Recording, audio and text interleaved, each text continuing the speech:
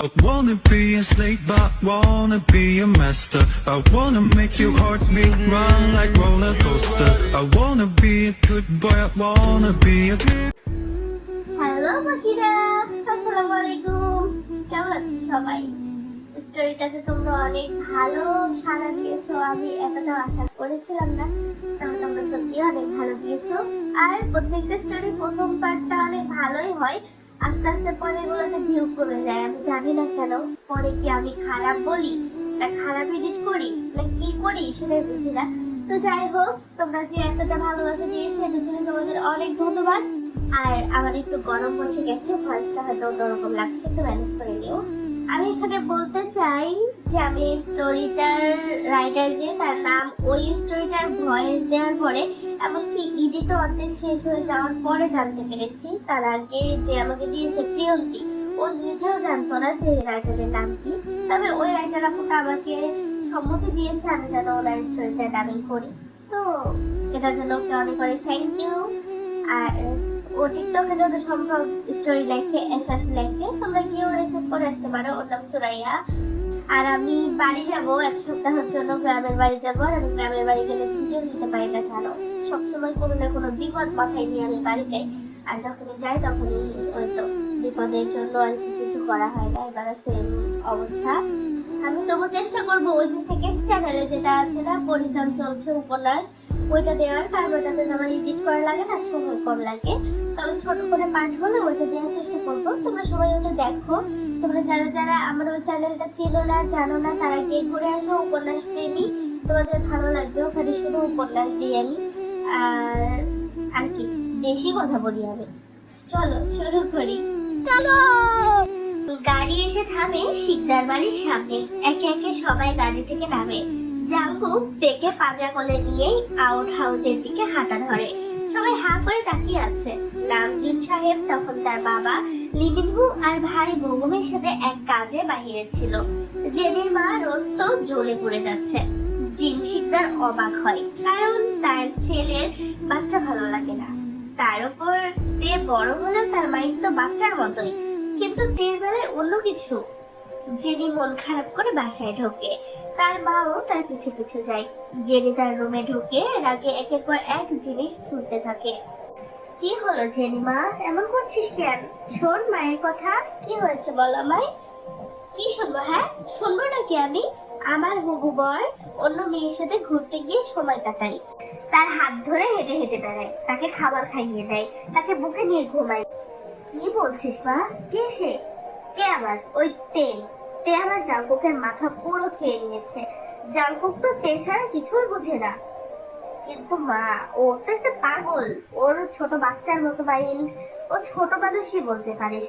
Jungkook হয়তো এমনি এমনি ভালোবাসে ওকে। না মা, আমি জাঙ্কুকের চোখে ওর জন্য অন্য কিছু দেখি, যেটা সাধারণ কিছু না। তুই চিন্তা করিস না মা, কালকে আমি তোর দাদা আর বড় বাবার সাথে কথা বলে খুব তাড়াতাড়ি তোরা জাঙ্কুকের বিয়ের আয়োজন করছি, কেমন? জেনি এবার একটু শান্ত হয়, তার মাকে জড়িয়ে ধরে। এদিকে রাতে সবাই খাবার খেয়ে ঘুমিয়ে গেছে, কিন্তু জাঙ্কুকের চোখে ঘুম নেই, কারণ তার পরিজান কিচ্ছু খায়নি ঘুমে থাকার কারণে। জিমিন উঠাতে চেয়েছিল, কিন্তু জাঙ্কুক নিজেই নিষেধ করেছে কাঁচা ঘুম না ভাঙতে। এখন রাত 1টা। জাঙ্কুক আজও বারান্দায় দাঁড়িয়ে সিগারেট খাচ্ছে। আজ ন্যান্সি আছে তের সাথে, না হলে সে অনেক আগে ডেকে নিয়ে আসতো খাবার খাওয়ানোর জন্য। হঠাৎ জাঙ্কুক খেয়াল করে আউট হাউসের বারান্দায় লাইট জ্বলছে। জাঙ্কুক মুস্কি হেসে সিগারেটটা বাইরে ফেলে দেয়। তারপর দেখে তার পরিজনকে আজও পুতুল দিয়ে খেলা করছে। মুখটুকু শুকিয়ে আছে, দেখেই বোঝা যাচ্ছে কিচ্ছু খায়নি। জাঙ্কুক আর কিছু না ভেবে আউট হাউসে চলে আসে। আস্তে আস্তে রুমে ঢুকে, যাতে ন্যান্সির ঘুম না ভাঙে। গিয়ে তের পাশে বসে। তে কুকি বলে ডাকতে যাবে, তার আগেই জাঙ্কুক তার মুখ চেপে ধরে আর জোরে ডাকতে নিষেধ করে। তেও বাধ্য মেয়ের মতো জাঙ্কুকের সব কথা শুনে। জাঙ্কুক তেকে কোলে নিয়ে তার রুমে নিয়ে আসে। সোনা, খাটের ওপর বসো, কুকি তোমার জন্য খাবার নিয়ে আসছে, ঠিক আছে? তে হ্যাঁ সম্মতিতে মাথা নাড়ায়, কারণ তারও অনেক ক্ষুধা লেগেছে। একটু পর জাঙ্কুক ভাত আর ডিম ভাজি করে তার রুমে চলে আসে। তারপর তের পাশে বসে নিজ হাতে তেকে খাইয়ে দেয়। পরিজান, রাতে না খেয়ে ঘুমালে মানুষ অসুস্থ হয়ে যায়, রাতে খেয়ে ঘুমাতে হয়, ঠিক আছে? ন্যান্সি আন্টি না খাইয়ে দিলে তো তেতে না খেয়ে ঘুমায়। আর না খেয়ে ঘুমাবে না আমার তেতে। এখন তেতের কুকি এসে গেছে না, কুকি খাইয়ে দিবে তার পরিজানকে। আচ্ছা, এত রাতে পুতুল দিয়ে বারান্দায় কি করো পরিজান? তেতের ঘুম না আসলে তেতে তার পুতুলকে নিয়ে বারান্দায় খেলা করে। জানো কুকি, তেতে পুতুল বউকে বিয়ে দেয়। তের কথা শুনে জাঙ্কুক হাসে। তো সোনা, পুতুলের জামাই কই? ওটা তো নেই কুকি, এই পুতুল ন্যান্সি আন্টি দিয়েছে, জামাই তো দেয়নি। কুকিকে বানাবে তোমার পুতুলের বর? কুকি বিয়ে করতে চাই, দিবে বিয়ে? সত্যি কুকি? তেতে রাজি, তেতে দিবে কুকির কাছে তার পুতুল বউয়ের বিয়ে, কুকিকে বর বানাবে। জাঙ্কুক হাসতে হাসতে বলে, ওকে, তাহলে কুকিও রাজি সোনা। কুকি বিয়ে করবে, শুধু পুতুলটা আরেকটু বড় হোক। তে জাঙ্কুকের কথার আগামাথা না বুঝে খুশি হয়ে যায়। জাঙ্কুক যে ঠিক কোন পুতুলের কথা বলেছে সেটা যদি তে বুঝতো। পরের দিন সকালবেলা শিকদার বাড়ির সবাই নাস্তা করছিল। সেখানে পরিবারের সবাই উপস্থিত ছিল, শুধু জাঙ্কুক বাদে। সে তখনও ঘুমাচ্ছিল। তখন রোজ বলে, আমি আপনাদের সবাইকে কিছু বলতে চাই। আসলে জেনি আর জাঙ্কুকের বিয়ে তো অনেক আগেই ঠিক হয়ে আছে। এখন যদি ওদের চার হাত এক করে দেওয়া যেত। লি মিন হু সাথে সাথে সম্মতি জানায়। আমারও তাই মনে হয় নামজুম, এবার বিয়েটা দিয়ে দেওয়া উচিত। আমার কোনো আপত্তি নেই বাবা, আপনারা বিয়ের আয়োজন করুন, কিন্তু আগে তো জাঙ্কুকের মতামত নাও, ও রাজি আছে কিনা এই বিয়েতে। জাঙ্কুক আমার কথার উপরে কখনো যায়নি, আর যাবেও না, এটা আমি জানি জিল। নামজুনের ওভার কনফিডেন্স দেখে সুগা মনে মনে ভাবে, জাঙ্কুক আপনার কথার উপরে কি কি করে তা যদি জানতেন তাহলে এতদিন স্টপ করতেন। আপনার অতি ভদ্র ছেলেই যে মাফিয়া কিং জেকে, এটা জানলে আপনাকে আর খুঁজে পাওয়া যাবে না শ্বশুর বাবা। বাবা, তারপরও ভাইয়ার সারা জীবনের ব্যাপার, ওরও তো মতামত জানার দরকার আছে, তাই না? তখনই জাঙ্কুক সিঁড়ি দিয়ে নামতে নামতে বলে, কিসের মতামতের কথা বলছিস জিবিন? বাবা, তুমি এসে গেছো, তোমাকে নিয়েই কথা হচ্ছিল। আমরা তোমার আর জেনির বিয়ে অনেক আগেই ঠিক করেছি, কিন্তু তোমাদের বড় হওয়ার জন্য বলিনি। এখন আমরা চাই তোমার আর জেনির বিয়েটা দিয়ে দিতে। আশা করি তোমার কোনো আপত্তি নেই। বিয়ের কথা শুনতেই জেনি তো খুশিতে আত্মহারা, কিন্তু জাঙ্কুক তার মুখে এক বালতি চুন আর গোবর পানি লেপটে দেয়। সরি বাবা, আমি এই বিয়ে করতে পারবো না। কেন পারবে না? আমি তোমার থেকে এই উত্তর আশা করিনি জাঙ্কুক। তোমরা বিয়ে ঠিক করার আগে আমাকে জিজ্ঞেস করেছিলে, আর জেনিকে তো আমি কখনো বিয়ে করতে পারবো না। দাদা ভাই, জেনি শিক্ষিত, দেখতে সুন্দর, শিকদার বাড়ির রাজকন্যা, তাহলে সমস্যা কোথায় তোমার এই বিয়েতে? সরি দাদা জান, জেনির জন্য তোমরা আরো ভালো ছেলে পাবে, আমি জেনিকে বিয়ে করতে পারবো না। আমি চাই না অন্য কাউকে। জাঙ্কুক, আমি তোমাকে ভালোবাসি, প্লিজ বিয়েটা করে নাও আমাকে। আমি তোমাকে ছাড়া বাঁচবো না। আমিও তাকে ছাড়া বাঁচবো না, অনেক ভালোবাসি তাকে, এতটাই ভালোবাসি সবকিছুর বিনিময়ে হলেও তাকেই লাগবে আমার। জাঙ্কুকের কথায় সবাই হতবাক। কে সেই মেয়ে? এই শিকদার বাড়ির আর এক রাজকন্যা। মানে কি জাঙ্কুক? বাবা, আমি তের কথা বলছি, আমি তেকে বিয়ে করতে চাই। এরপর তো সবাই যেন আকাশ থেকে পড়েছে। জাঙ্কুকের কি মাথা খারাপ হয়ে গেছে? একে তো তে ছোট, মাত্র 13 বছর বয়স, তার উপর তের মাইন্ড একদম বাচ্চার মতো। তাকে তো জেনি তার মা এই শিকদার বাড়ির প্রায় সবাই পাগল বলেই গণ্য করে, আর তাকে কিনা জাঙ্কুক বিয়ে করতে চাচ্ছে। তোমার মাথা ঠিক আছে জাঙ্কুক? কি বলছো এসব? কি করে তুমি ভাবলে তোমার এই প্রস্তাব আমি মেনে নিব? আমার জানানোর দরকার ছিল, আমি জানিয়ে দিয়েছি। মানবেন কি না মানবেন এটা আপনার ব্যাপার, বিয়ে তো আমি তেকেই করব। জাঙ্কুক, ওর মাত্র 13 বছর বয়স, তারপর ওর মেন্টালিটি তুমি দেখেছো? 5 বছরের বাচ্চার মতো ও, এটা কি করে সম্ভব? আর তোমাদের বয়সের ব্যবধান দেখেছো? বয়স ডাজ নট ম্যাটার, আমার তেকেই লাগবে। ওর 5 বছরের মাইন্ডের কেন, 2 বছরের মাইন্ডের হলেও ওর বড় হওয়া পর্যন্ত আমি অপেক্ষা করব। ও সুস্থ হওয়া পর্যন্ত আমি অপেক্ষা করব। আমি নিজ হাতে ওকে গড়ে তুলবো বাবা। আমি বেঁচে থাকতে এটা কখনো হবে না। এই ছোট লোকের মেয়ে আমার বাড়ির বউ কিছুতেই হতে পারবে না। ভুলে যেও না, এটা তোমার বোনেরও মেয়ে। আমি ওকেই বিয়ে করব, দেখি আমাকে কে আটকায়। ওকে বিয়ে করলে আমার সব সম্পত্তি থেকে বঞ্চিত করব তোমাকে। সম্পত্তির কানাকড়িও তুমি পাবে না জাঙ্কুক। জাঙ্কুক মুস্কি হেসে বলে, জিয়ন জাঙ্কুক আপনার মতো 100টা কোম্পানি কেনার ক্ষমতা রাখে, আর সামান্য সম্পত্তির লোভ আপনি আমাকে দেখাচ্ছেন। লাগবে না আপনার সম্পত্তি, আমি ডেকে নিয়ে আমার রাজত্বে রাজ করব। এই বলে জাঙ্কুক সেখান থেকে চলে যায়। জাঙ্কুকের কথার মানে কেউ বুঝতে না পারলেও সুগা বেশ ভালোভাবেই বুঝতে পেরেছে। আমিও দেখি জাঙ্কুক তুমি কি করে এই মেয়েকে বিয়ে করো। তোমার বিয়ে আমি জেনির সাথেই দিব। এদিকে এগুলা শোনার পর জেনি মনে মনে ফুঁসতে থাকে, ওই তে আমার জাঙ্কুকের মাথা চিবিয়ে খেয়েছে। আগে থেকে আমি জানতাম এমন কিছু হবে। তেকে তো আমি ছাড়বো না। জাঙ্কুক শুধু আমার। ওকে পেতে হলে যত রকম নিকৃষ্ট কাজ করা লাগবে আমি সবটা করব। দরকার পড়লে এই দুনিয়া থেকে তেকে বিদায় করে দিব আমি। রাত তখন 2টা। যে যার মতো তাদের রুমে ঘুমিয়ে আছে। আজ ন্যান্সি নেই, কোনো কারণে আজও তাকে তার নিজের বাড়িতে যেতে হয়েছে। তে একাই আউট হাউসে ঘুমিয়ে আছে। জেনি সেই সকাল থেকে রেগে বোম হয়ে আছে। তার হিতাহিত জ্ঞান হারিয়ে ফেলেছে সে। তার এখন একটাই নেশা, তেকে দুনিয়া থেকে সরালে জাঙ্কুক তার হয়ে যাবে। রাত 2টায় জেনি বড় একটা ছুরি নিয়ে আউট হাউসে যায়। লাইট বন্ধ। জেনি কোনো দিকে না তাকিয়ে ছুরিটি দিয়ে ইচ্ছে মতো কোপাতে শুরু করে। ততক্ষণ কোপাচ্ছে যতক্ষণ না তার মন ভরে। ক্লান্ত হয়ে যাওয়ার পরে লাইট চালিয়ে লাশটাকে গুম করতে যাবে, তখন সে দেখে এখানে তো তে নেই। তের বদলে একটা কোলবালিশ কাঁথা দিয়ে শুইয়ে রাখা হয়েছে। জেনির মাথায় হাত।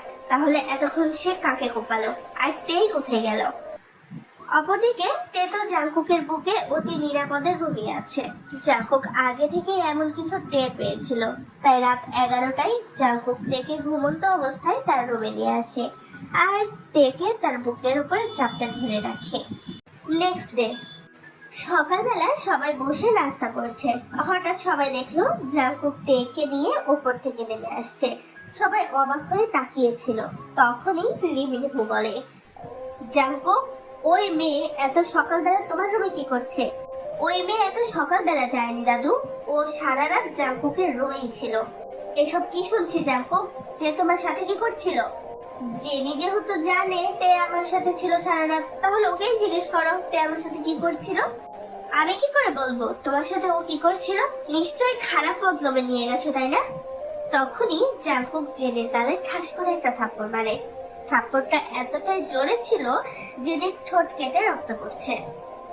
জাঙ্কুক, তুমি আমার মেয়ের গায়ে হাত তুললে কেন? জাঙ্কুক, জেনিকে কেন মারলে? ও ভুল কি বলেছে? হ্যাঁ, রাতের বেলা তুমি ওই মেয়েকে তোমার ঘরে কি করতে নিয়ে গিয়েছিলে? এনাফ, অনেক বলে ফেলেছেন। ও আমার ঘরে থাকার জন্য চরিত্র নিয়ে কথা বলছেন। এতটাই নিজ ভাবেন আপনি আমাকে? এটা গ্রাম দাদু ভাই। গ্রামে একটা ছেলে একটা মেয়েকে নিয়ে একসাথে থাকার কোনো রাইট রাখে না। সেই মেয়েটা ছোট হলেও না। আর সেখানে তের তো 13 বছর বয়স। এটা সম্পূর্ণ অন্যায়। এটা তোমার ইউএসএ না। ওকে, আমি তোমাদের প্রশ্নের উত্তর দিচ্ছি। প্রথমত, কেন মেরেছি জেনিকে? ওর তো কপাল ভালো, শুধু একটা থাপ্পড় মেরেছি। খুন করিনি, এটা ওর 7 জন্মের ভাগ্য। তখনই জাঙ্কুক ফোন থেকে একটা ভিডিও সবাইকে দেখায়, যেটা কাল রাতের ছিল, যেখানে জেনি ছুরি দিয়ে তেকে ভেবে বালিশ কোপাচ্ছিল। আসলে জাঙ্কুক আগে থেকে তের রুমে ক্যামেরা ফিট করে রেখেছিল। এই ভিডিও দেখে তো সবাই অবাকের চরম পর্যায়ে। ছি জেনি, তুমি এতটা নিস! একটা বাচ্চা মেয়েকে মারতে চেয়েছিলে। এখন তো আমি নিজেই কখনো তোমাকে আমার ছেলের বউ করবো না। ঠিক বলেছো মা।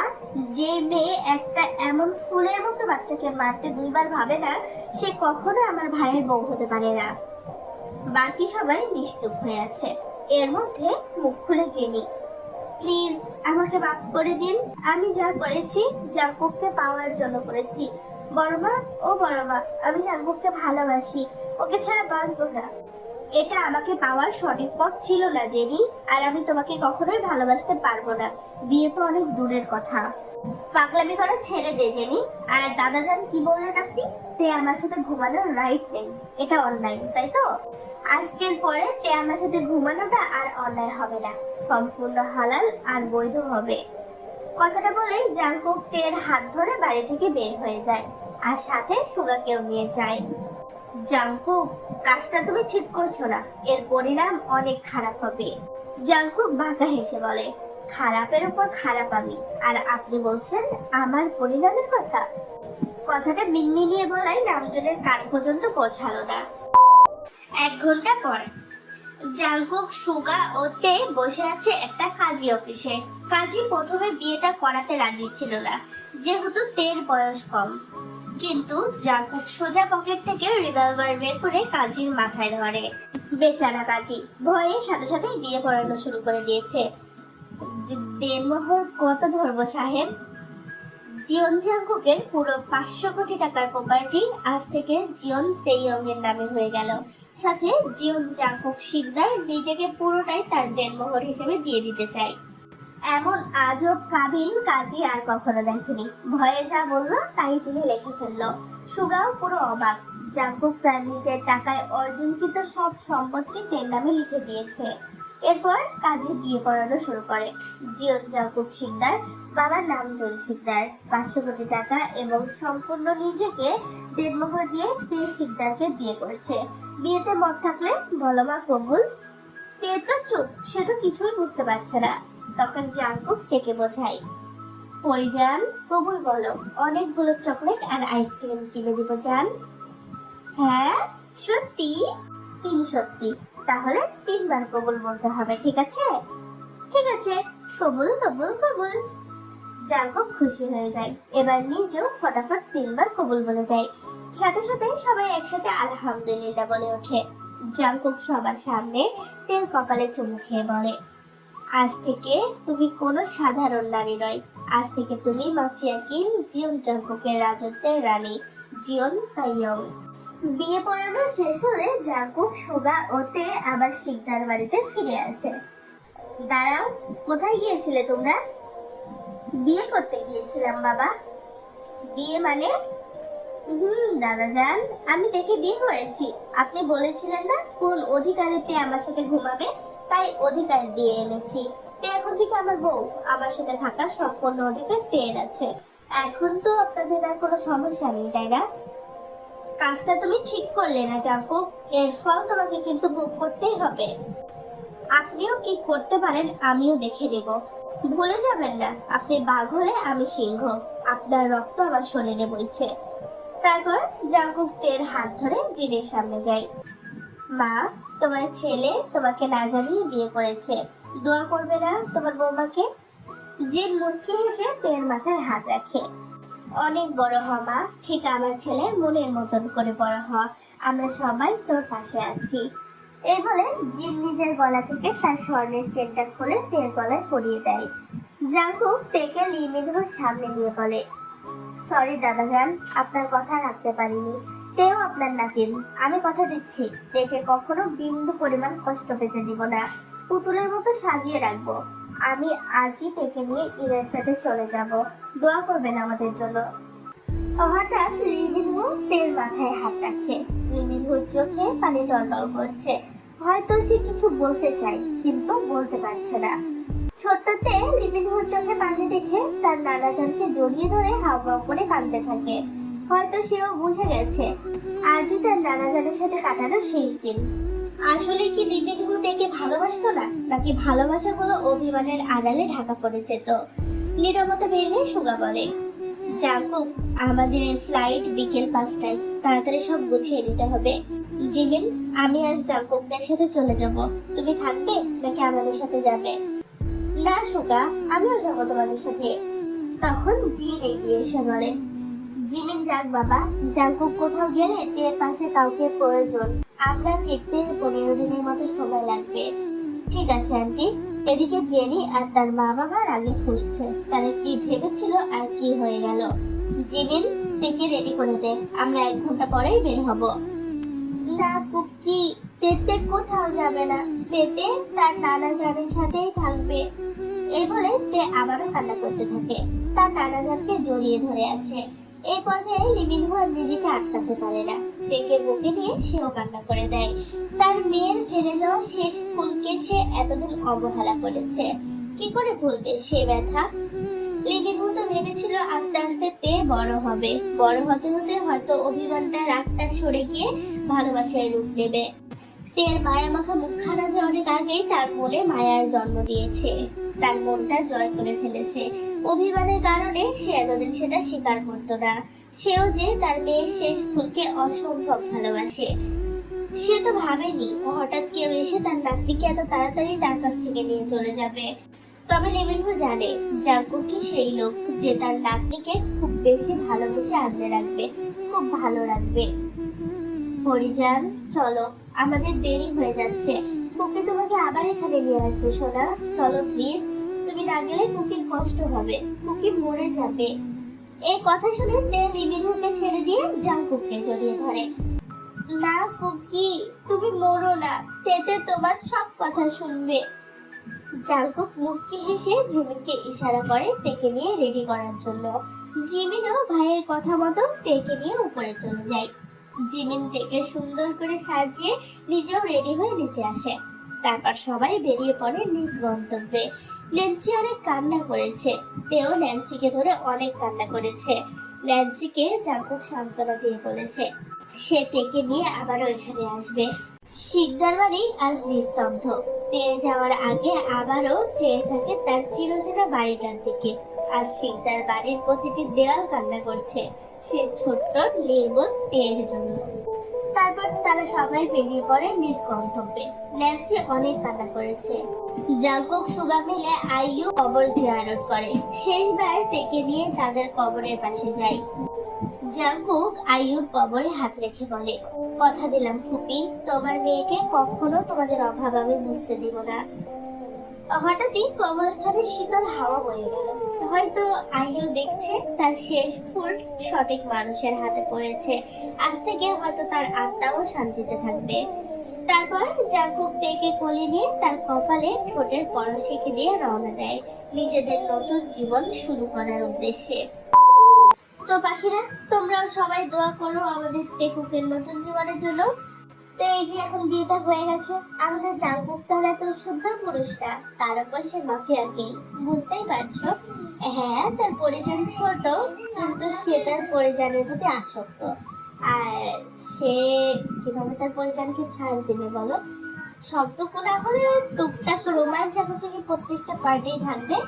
তো এটার জন্য আমি বলেছিলাম এটা অ্যারেঞ্জ ম্যারেজের মতো। যাই হোক, তোমরা সবাই বেশি বেশি করে ভিউ দাও, লাইক কমেন্ট করো, তাহলে পরের পার্টটা পাবে। কিছুদিন পরে হয়তো পাবে, কিন্তু পাবে। আমি যেহেতু গ্রামের বাড়ি যাবো, এক সপ্তাহ ভিডিও দিতে আমি পারবো না ছোটো পাখিরা, কোনোভাবেই সম্ভব না। আমার এই ফোনের স্টোরেজ খুব কম, আমি একটু এডিট করতে পারবো না। এটার জন্য পরের পার্টটা অনেক ধামাকাদার হতে চলেছে, কিন্তু এই পার্টটাতেও কিন্তু প্রথম পার্টের মতো অনেক ভিউ চাই আর অনেকগুলো লাইক অ্যান্ড কমেন্ট। সো আল্লাহ হাফেজ।